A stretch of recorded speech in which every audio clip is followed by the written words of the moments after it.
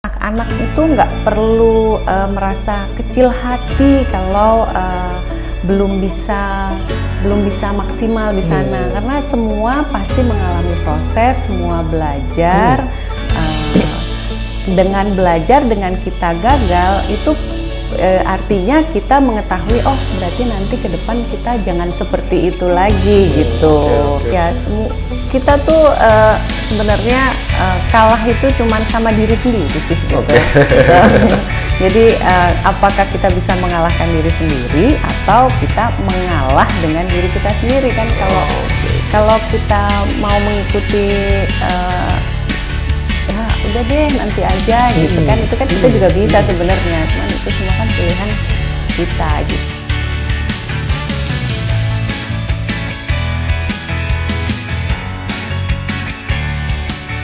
Halo, assalamualaikum warahmatullahi wabarakatuh. Selamat pagi sahabat inspiratif daun hijau. Kembali lagi bertemu dengan saya Ginanjar di podcast inspiratif daun hijau.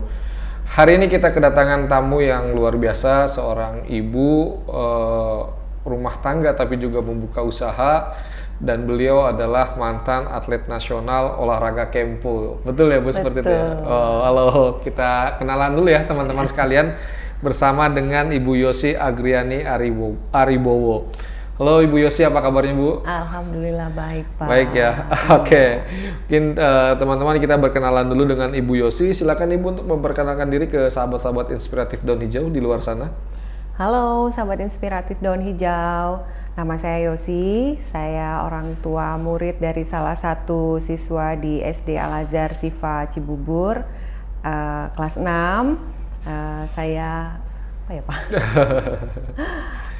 Saya mewakili orang tua yang lain untuk mungkin bisa sedikit berbagi cerita tentang pengalaman saya dulu waktu muda. Semoga menjadi motivasi dan inspirasi buat ya? Anak-anak semua. Wow, jadi kita hari ini kedatangan dari orang tua siswa SD Al-Azhar Syifa di Cibubur. Nah, Bu Yosi, tadi kan di awal saya mengenal Ibu Yosi sebagai seorang atlet kempo ya. Mungkin teman-teman juga kempo apa nih Bu gitu kan, kayaknya kok kurang familiar terdengar di telinga gitu. Bisa diceritakan nggak sih Bu, kempo tuh olahraga apa Bu? Kempo itu adalah salah satu cabang olahraga bela diri dari Jepang. Sebenarnya itu induk dari olahraga karate dan judo. Nah, cuman mungkin tidak terlalu populer ya. Kalau yang lebih dikenalkan kalau di kalangan anak-anak sekarang, karate, judo, muay thai, boxing, taekwondo. Nah, kalau kempo ini olahraga yang kurang terlalu populer, iya. Karena mungkin dulu itu termasuk olahraga yang agak berat Pak. Kalau kempo itu lebih ke pukulan, tendangan, dan bantingan. Oh, ada 3 aspek dalam olahraga kempo ya? Iya, betul. Wow, berarti kempo ini termasuk olahraga yang berat dan keras ya? Lumayan berat dan keras ya. Oke, teman-teman bisa mulai browsing apa itu kempo, dan kita akan banyak cerita Bu Yosi ini tentang bagaimana sih dulu latihannya ketika di kempo, prestasi-prestasi apa saja yang pernah diraih oleh Bu Yosi ya. Teman-teman bisa lihat di sini ada banyak medali, ini sebagian kecil dari medali yang pernah didapat oleh Bu Yosi gitu. Pertanyaannya Bu, kan tadi dikatakan oleh Ibu bahwa kempo adalah olahraga yang kurang familiar. Nah, kenapa Ibu memilih kempo gitu? Sebenarnya tidak ada keinginan khusus saya kempo gitu atau olahraga apa gitu, karena kebetulan dulu itu judo itu tempat latihan itu ada di dekat rumah. Nah, orang tua saya berpikir daripada anak-anak ini main tidak jelas juntrungannya, lebih baik dimasukkan ke kempo. Awalnya yang ikut duluan itu adik-adik saya, cuman karena saya kehilangan teman main, jadi saya ikut sekalian gitu. Jadi nggak sengaja ya? Nggak sengaja, jadi bukan sengaja memilih gitu. Wow, kemudian ini Bu, bisa diceritakan nggak ke teman-teman keseharian latihan kempo tuh seperti apa Bu? Kalau latihan untuk biasa sih biasa ya, kita latihan rame-rame, ada pemanasan, ada nanti latihan tekniknya. Tekniknya juga diajarkan berdasarkan tingkatan, Pak. Jadi untuk anak-anak yang baru belum diajarkan kuncian, nanti dia makin gede, makin tinggi levelnya, makin tinggi tingkatannya, udah mulai nih teknik-tekniknya diperbanyak, latihannya seperti itu. Nah, saya senangnya waktu dulu latihan itu karena mungkin ketemu sama teman-teman rame-rame, jadi tidak terasa gitu. Waktu tuh ternyata udah selesai nih gitu. Nah, karena mungkin kita suka, kita senang, jadinya kita bisa berprestasi di sana. Oh, berarti banyak ini ya Bu, menguras fisik dan tenaga ya latihan? Tentu, semua cabang olahraga pasti menguras fisik dan tenaga. Oke, kemudian ini kita lihat ya, teman-teman di sini juga Bu Yosi adalah dulu mantan atlet nasional olahraga Kempo ya Bu. Nah, ini untuk teman-teman terutama adik-adik ya, sekolah ya yang saat ini sedang menekuni bidang olahraga, bisa denger nih tips-tips dari Bu Yosi tentang bagaimana sih Bu proses seleksinya saat itu, kemudian hal-hal apa saja yang perlu disiapkan oleh adik-adik di sini atau teman-teman di sini jika ingin menjadi atlet nasional gitu. Pengalaman saya dulu, karena saya berasal dari kota kecil, jadi bukan kota besar seperti Jakarta atau Jawa Barat. Di sana itu proses seleksinya dari masing-masing dojo itu dipilih untuk diikutkan Porda, Pekan Olahraga Daerah. Nah, nanti dari Porda itu diseleksi lagi, kita mengikuti yang juara-juara itu mengikuti training center atau karantina untuk nanti diikutkan di kejuaraan tingkat nasional. Kejuaraan tingkat nasional itu mulai dari kejuaraan antar kota, prapon atau ponnya itu sendiri. Jadi awalnya itu seperti itu.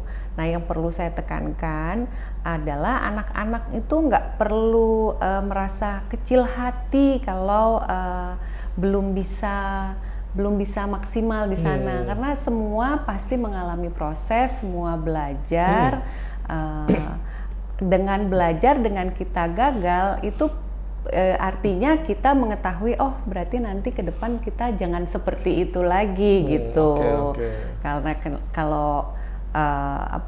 kalau misalnya kita udah baru sekali nyoba terus tahu-taunya udah yang aduh nggak mau lagi gitu kan, itu sayang karena sebenarnya setiap anak setiap orang punya potensi, cuman bagaimana dia menggali potensi yang ada di dirinya. Oh, berarti untuk teman-teman jangan pantang menyerah ya Bu? Jangan pantang menyerah. Oke, terutama gagal adik-adik ya. Ya. Gagal nggak apa-apa, namanya juga belajar. Insya Allah dengan kegagalan kita pasti dapat keberhasilan. Berarti harus disiapkan mental ya Bu ya, untuk menghadapi tur atau kejuaraan-kejuaraan yang sangat panjang itu ya. Nah, kemudian ini Bu, selama menjadi atlet nasional nih, tentu ada banyak kejuaraan yang pernah diikuti oleh Bu Yosi gitu. Nah, kejuaraan-kejuaraan apa saja sih yang pernah diikuti dan medali apa saja yang pernah didapatkan gitu ya? Karena ini kalau misalkan teman-teman lihat ya, di sini ada banyak sekali medali dan ini baru sebagian kecil ya Bu. Bisa diceritakan nggak Bu ke teman-teman sekalian untuk memotivasi apa saja sih nih kejuaraan-kejuaraan yang pernah diikuti oleh Bu Yosi gitu? Pertama kali waktu itu saya mewakili Jambi, Provinsi Jambi untuk mengikuti kejuaraan antar kota tahun 95. Saya ikut Embu Beregu namanya. Jadi Embu Beregu itu menampilkan teknik-teknik dalam Kempo, dalam regu. Nah, itu kebetulan kami peringkat 4. Peringkat 4 itu nggak ada medalinya Pak. Kemudian karena kita masuk 6 besar, jadi syaratnya untuk masuk PON kita harus lolos prapon. Prapon itu yang diambil untuk masuk PON itu 6 besar. Nah, kemudian saya ikut prapon, PON-nya tahun 1996, itu juga ternyata masih peringkat 4, belum bisa berhasil. Nah, setelah itu saya pindah ke Jogja karena kebetulan saya kuliah di sana. Saya mewakili dulu saya di Jambi Pak, saya jadi pindah ke Jogja harus mewakili Jogja. Karena mewakili universitas, mewakili bahwa saya tinggal di sana. Itu kejuaraan pertama Rektor Cup, kemudian kejuaraan antar kota, kejurnas mahasiswa, Prapon, terus Indonesia Open Taikai, sampai yang terakhir kemarin. Terakhir sebelum akhirnya saya menikah itu mewakili Jawa Barat untuk kejuaraan Prapov namanya, Pekan Olahraga Provinsi, itu mewakili Jawa Barat. Sebelumnya tahun 2003 mewakili Jogja untuk PON di Sumatera Selatan. Wow, banyak sekali ya teman-teman kejuaraan-kejuaraan yang pernah diikuti oleh Bu Yos ini. Nah, kemudian ini Bu, prestasi atau medali tertinggi yang pernah didapatkan itu apa Bu? Prestasi ya itu PON 2003 di Sumatera Selatan juara 3 saya. Oh, juara 3 ya, dapat perunggu ya? Dapat perunggu. Oh, kalau kejuaraan internasional pernah ikut juga Bu? Yang Indonesia Open Taikai itu. Oh, Indonesia Open Taikai ya. Itu dari berbagai negara? Dari berbagai negara. Wow. Iya. Terakhir tuh sebenarnya saya diajak untuk mewakili Indonesia untuk untuk Open Taikai di Paris. Cuman kebetulan mau nikah Pak. Jadi pilihannya antara ikut kejuaraan atau menikah gitu. Ya sudah, saya menikah saja. Oke, wow, luar biasa ya teman-teman, prestasinya banyak, kejuaraan-kejuaraan yang pernah diikuti juga banyak. Nah, tentu kan ketika akan mengikuti kejuaraan ada yang namanya training center ya Bu ya, atau TC, kemudian harus ikut pelatihan, harus ikut karantina dan lain sebagainya. Nah, dulu bagaimana dengan sekolahnya gitu Bu? Jadi training center itu biasanya dilaksanakan sekitar yang kita benar-benar di karantina 3 bulan menjelang kejuaraan. Tapi untuk latihan rutin itu setiap hari sekitar 1 tahun sampai 6 bulan, kemudian karantina 3 bulan. Nah, karena waktu itu saya masih berstatus sebagai pelajar, otomatis kita harus pintar-pintar mengatur waktunya. Jadi kegiatan training center itu biasanya dimulai setelah sholat subuh. Jadi sholat subuh kita lari stadion, kemudian istirahat, sarapan, yang sekolah-sekolah, yang kerja-kerja. Nah, gimana cara membagi waktunya? Di sela-selanya Pak. Jadi waktu mungkin kan Kempo itu karena dia ada yang berkelahi, fight langsung, ada yang menampilkan teknik, jadi kan kita nunggu giliran. Nah, waktu menunggu giliran itu kalau memang ada PR kita kerjakan PR. Kalau misalnya memang ada waktu besok kita tahu ada ujian atau ulangan, ya kita belajar. Pintar-pintar aja bagaimana kita menyempatkan gitu untuk belajar gitu.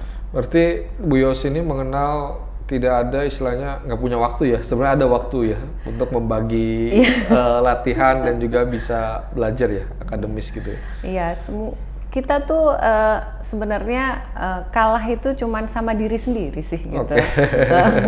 Jadi apakah kita bisa mengalahkan diri sendiri atau kita mengalah dengan diri kita sendiri kan?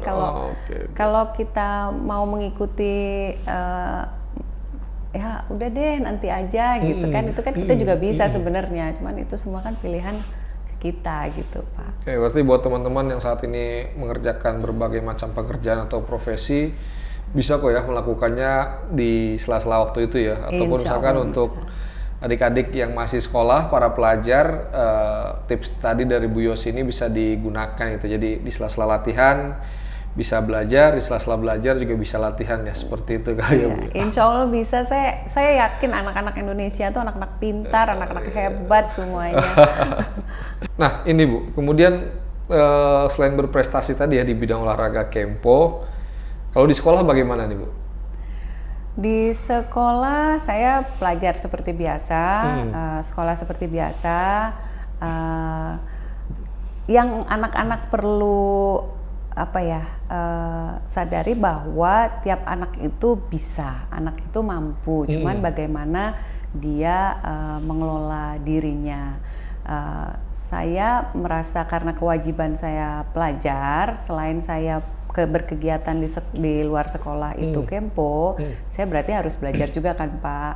Nah alhamdulillah nilai-nilai di sekolah, alhamdulillah gitu. Kalau dibilang juara umum, enggak gitu ya. Tapi tidak pernah yang di terakhir-terakhir lah gitu. Nggak gitu ketinggalan kan. lah Nggak ya. ketinggalan gitu. Oke. Kemudian di sekolah untuk bidang akademis nih, apakah ada perlombaan juga yang diikuti? Kan kalau kita lihat tadi dengar ceritanya dari Bu Yosi, kayak banyaknya tuh dari olahraga ikut kejuaraan ini. Nah kalau di sekolah sendiri Bu, untuk bidang akademisnya gitu, ada nggak kejuaraan yang pernah diikuti oleh Bu Yosi gitu? Saya dulu kebetulan senang matematika. Oh, senang matematika ya. Mungkin anak-anak lain agak takut ya sama matematika, tapi Oke. saya menyukai matematika waktu itu. Alhamdulillah waktu itu saya mewakili sekolah untuk Olimpiade Matematika. Sempat menjadi finalis juga mewakili provinsi. Kemudian karena saya itu bukan tipe yang gimana ya Pak ngomongnya, kalau intinya semua anak Itu bisa berprestasi iya, ya? semua anak itu bisa berprestasi, tinggal dia mau atau enggak gitu. Oh, berarti kembali lagi kepada kemauan dari teman-teman sekalian ya? Iya. Mau atau tidak melakukannya gitu Iya, ya? mau atau tidak melakukannya. Jadi setiap kali guru itu kalau misalnya menunjuk seorang anak, itu artinya kan dia kompeten ya, dia punya kemampuan gitu, dan guru melihat bahwa si anak mampu gitu. Anak-anak sekarang lebih banyak enggak deh gitu. Malu kali ya? Malu. Nah, saya mauan gitu. Oke. Jadi kalau misalnya ada lomba broadcasting ikut, ada lomba nyanyi ikut. Padahal kalau dibilang suara juga suara nggak bagus gitu kan, gitu. Broadcasting juga saya nggak pernah latihan atau apa gitu. Cuman setiap kali misalnya diminta untuk mewakili ya hayu gitu. Perkara menang atau kalah itu perkara belakangan, yang penting saya punya pengalaman. Wow, luar biasa ya teman-teman. Jadi bisa berprestasi secara akademis ataupun non akademis ya Bu ya. Tadi tipsnya adalah teman-teman bisa membagi waktu. Yang kedua adalah yang terpenting memiliki kemauan ya Bu. Nah, ini Bu Yosi teman-teman bisa kita jadikan contoh ya, karena Bu Yosi bisa berprestasi di bidang akademis dan juga di bidang non akademis atau olahraga tadi. Nah, tips jitunya nih, bagaimana bisa menyeimbangkan kedua hal ini gitu, bisa berprestasi di sekolah dan juga bisa berprestasi di bidang di luar sekolah ya, dalam artian di sini olahraga ataupun hobi. Gimana tuh Bu tips-tipsnya biar bisa dibagikan ke teman-teman sekalian? Tipsnya yang pertama mengalahkan diri sendiri. Oke, mengalahkan diri sendiri Mengalahkan diri sendiri artinya kita tahu bahwa kita punya kemampuan, yang mengalahkan itu cuman kita sendiri. Kita mau atau kita tidak mau. Oke. Saya yakin semua anak Indonesia itu hebat, semua anak Indonesia itu pintar, tinggal bagaimana dia menggali kemampuannya. Terus yang kedua, jangan pantang menyerah. Jadi namanya gagal, namanya kita pelajar, itu belajar. Kalau misalnya melakukan kesalahan atau gagal, ya namanya itu proses dari belajar. Karena kalau kita langsung menang, kita berarti nggak tahu nih prosesnya untuk bisa ke sana itu seperti apa. Nah, jadi buat anak-anak tersayang, buat sahabat daun hijau, yang pertama kalahkan diri sendiri, yang kedua jangan pantang menyerah. Gitu. Ya teman-teman, tips jitunya dari Bu Yosi. Nah, Ibu kan menjadi atlet selama belasan tahun ya. Manfaat apa yang dirasakan ketika menjadi atlet gitu? Ada manfaat misalkan keuntungan-keuntungan yang didapatkan atau bisa misalkan masuk ke pendidikan yang lebih tinggi, ada jalurnya sendiri atau seperti apa itu? Yang paling kelihatan bonus Pak. Bonus. Udah pasti tuh yang namanya atlet juara itu pasti dari pemerintah daerah ada Bonus ya? bonus gitu, itu yang paling ini. Tapi karena kita waktu itu masih pelajar, apa namanya yang saya rasakan sekali itu dari pemerintah ada jalur khusus untuk siswa berprestasi, baik dalam bidang akademik, non akademis. Jadi ada jalur bibit unggul daerah waktu zaman saya ya nyebutnya itu masuk universitas-universitas favorit tanpa tes, dengan kita menyertakan prestasi apa yang sudah kita dapat. Nah itu mungkin sekarang banyak juga tuh Pak, udah bukan universitas aja, tapi sekolah-sekolah juga menerapkan hal tersebut. Jadi jalur akademis dengan prestasi nilai rapot atau non akademis tafis dan olahraga. Jadi adik-adik yang punya bakat olahraga atau bakat lain, nah itu bisa aja masuk lewat jalur itu. Oh, yang penting diasah dan berprestasi ya. Iya. Jadi ada banyak keuntungan ya Bu yang didapatkan menjadi atlet. Nah, kemudian ini Bu, pengalaman yang paling berkesan selama menjadi atlet Kempo gitu. Naik podium, Pak. Naik podium, mendengarkan lagu Indonesia Raya dinyanyikan gitu, itu rasanya wah gitu. Kenapa wah? Karena artinya kita berhasil dengan latihan yang panjang, nangis, capek, lelah segala macam, kita meninggalkan orang, pisah dari orang tua, harus mengatur bagaimana semuanya bisa berjalan sesuai keinginan kita. Nah, kita naik ke podium mendengarkan Indonesia Raya, dikalungkan medali, wah itu luar biasa.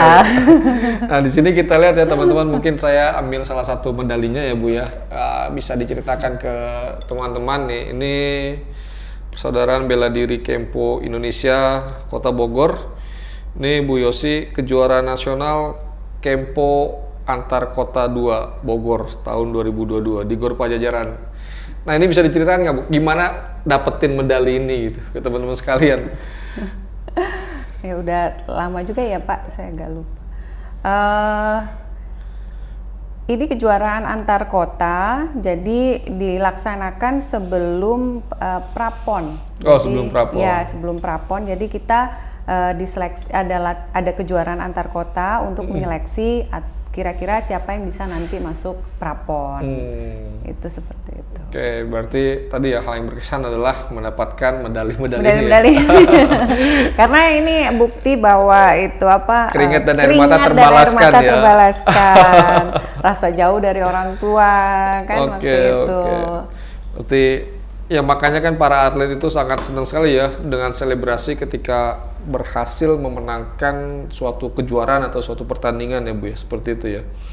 Ya teman-teman, latihan terus, kerjakan apa yang disukai sampai bisa mendapatkan medali ya, seperti itu.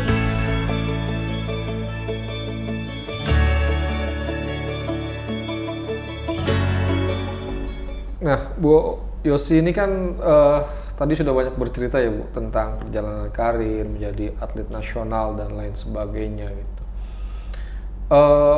Berhenti atau pensiun menjadi atlet, apa istilahnya tuh, gantung sabuk ya? Gantung sabuk. Oke, gantung sabuk berarti ya kalau di olahraga Kempo. Itu di tahun berapa Bu? Tahun 2006 Pak. Oh 2006 ya. 18 tahun lalu ya? 16 tahun ya, lalu ya? 16 tahun lalu. Sudah lama juga ya Bu? Iya. Nah, setelah tidak menjadi atlet Ibu, aktivitas saat ini apa ini Bu? Saya mengurus 2 anak, kebetulan anak saya 2 putri, dua-duanya, yang satu SMP, yang satu masih SD kelas 6. Selain itu saya punya usaha kecil-kecilan Pak di rumah. Gitu. Jadi tadi ya energi Kempo tuh masih ada, cuma dialihkan ke kegiatan lain ya.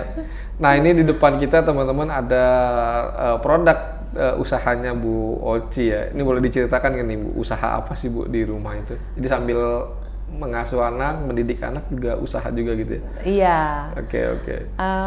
Ini di dalamnya siomay Pak. Oh, siomay. Di dalamnya siomay, cuman divariasiin sama saya. Oke.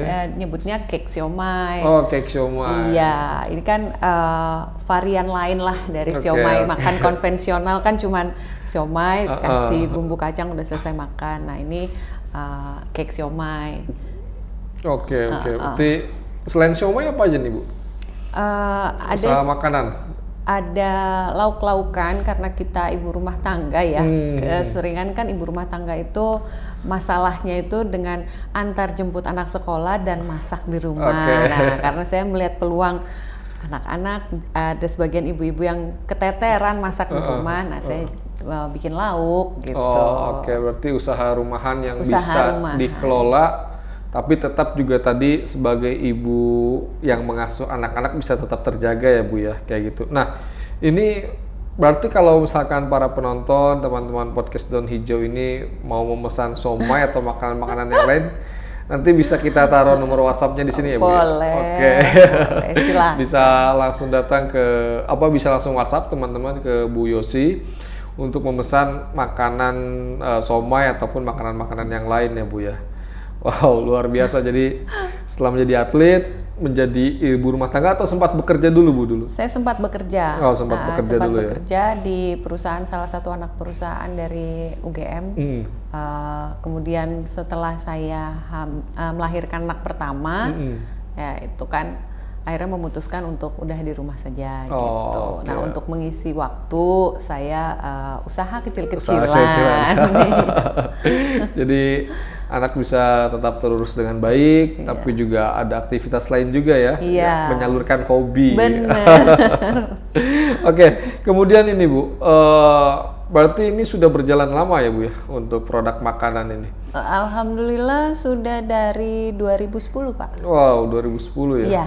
2010, 2022, 12 tahun 12 tahun. Wow, sudah lama juga ya Bu ya? Iya, alhamdulillah. Jadi teman-teman bisa langsung aja nanti yang mau makan somai atau pesen tadi aneka makanan, masakan yang lain, bisa langsung WhatsApp ke nomornya Bu Oci ya. Boleh ya Bu ya seperti itu ya? Boleh, Oke. silakan. Saya tunggu loh Pak. Siap, boleh Ibu. Nanti bisa langsung WhatsApp ke Bu Oci untuk pesan makanannya ya. Nah ini terakhir Bu, tadi kita sudah bicara banyak tentang bagaimana membagi waktu antara sekolah dengan kegiatan di kejuaraan olahraga. Bagaimana Bu Yosi juga tadi menceritakan tentang pengalaman-pengalaman yang mengikuti pertandingan, bagaimana kerasnya latihan olahraga Kempo itu. Nah, harapan dan pesan dari Bu Yosi untuk seluruh anak-anak Indonesia di luar sana itu seperti apa sih? Zaman berubah. Oke, betul. Semua anak pintar, fasilitas di mana-mana tersedia. Yang membedakan kita adalah kita mempunyai sesuatu di lain yang orang-orang lain tidak punya gitu. Jadi untuk anak-anak yang punya kesenangan di luar akademis itu boleh memperdalam. Diasah terus diasah terus, diperdalam lagi, nggak usah takut, aduh nanti gimana, itu insya Allah udah memberikan jalannya masing-masing ya. Intinya anak-anak hayu dipacu, hayu terus berkembang, mengembangkan diri sendiri, gagal nggak apa-apa, terus belajar, terus diasah. Insya Allah yang namanya kegagalan itu nanti membawa keberhasilan di kemudian hari. Itu untuk orang tua, sedikit dari saya kadang-kadang saya bergaul dengan orang tua yang lain, nilai rapotnya seperti apa gitu. Tidak semua anak-anak bagus di semua bidang gitu ya Pak. Ada yang jelek, ada yang tidak. Termasuk anak saya juga seperti itu gitu. Jangan khawatir gitu. Insya Allah dengan kesenangan, kemampuan yang mereka punya, ke depan mereka bisa jadi orang yang sukses ke depannya.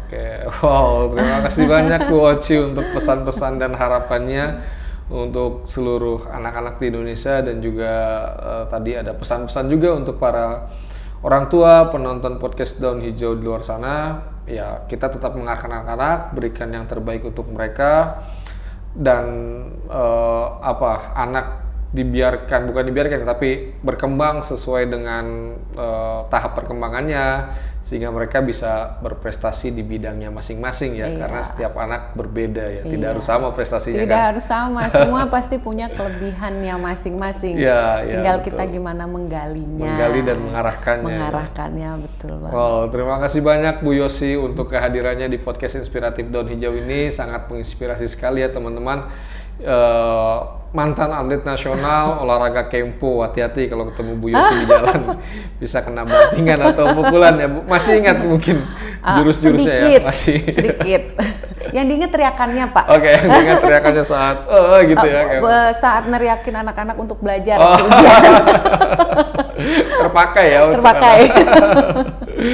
Pokoknya luar biasa sekali obrolannya Bu Yosi, sangat menginspirasi sekali, memberikan semangat, memberikan harapan kepada teman-teman semua bahwa kita bisa berprestasi di segala bidang, di bidang apapun, selama kita mau dan kita bisa mengalahkan diri sendiri ya, seperti itu. Terima kasih banyak Bu Yosi, nanti kapan-kapan main lagi ke podcast Daun Hijau, dan juga ini mudah-mudahan nanti banyak juga yang pesan soalnya ya. Alhamdulillah. Saya tunggu undangannya Pak ya. Siap. Dan saya tunggu WA-nya. Boleh ya teman-teman, nanti bisa langsung WA ke Bu Yosi.